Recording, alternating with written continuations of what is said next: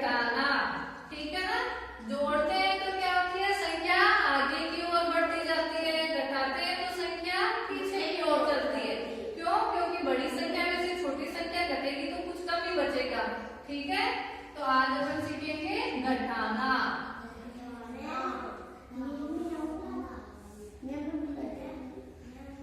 देखो जैसे 5 4 3 1 0 2 1 4, इसको घटाना है। घटाते हैं तो देखो 1 में से घटाना है 0 को, 3 में से घटाना है 2 को, 4 में से 1 को, 5 में से 4 को। तो 1 में 1 तो 1 डंडी खींच लो, फिर 0 0 यानी कुछ नहीं घटाना है।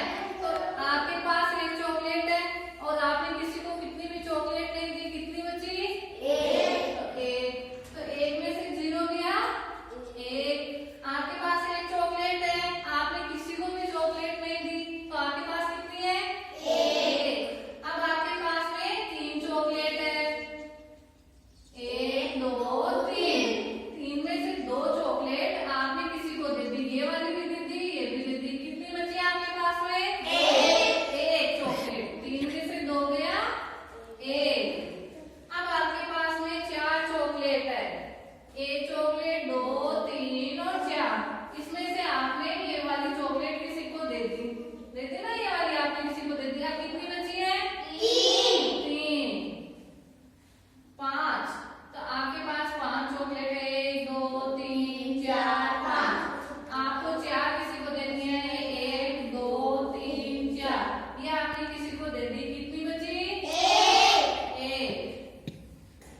तो 5 में से 4 गया 1। आया समझ में? यस।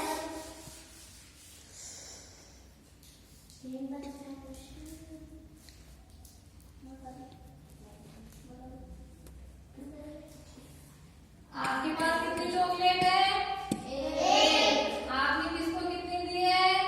0। कितनी भी नहीं दी, तो आपके पास कितना बचा? 1। फिर आपके पास 2 चॉकलेट थी, 1 2, कितनी देनी है? 1। तो ये वाली दे दी, कितनी बची है? 1।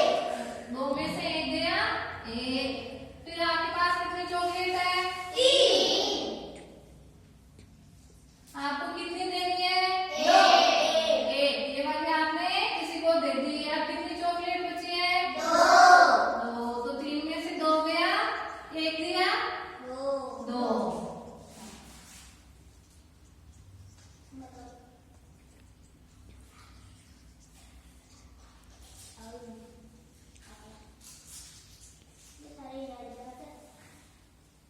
आप करो इसको।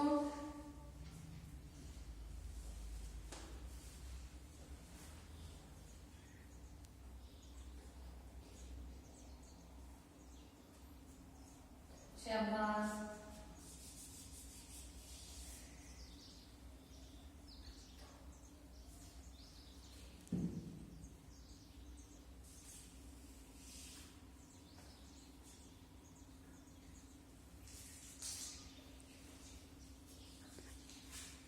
शाबाश।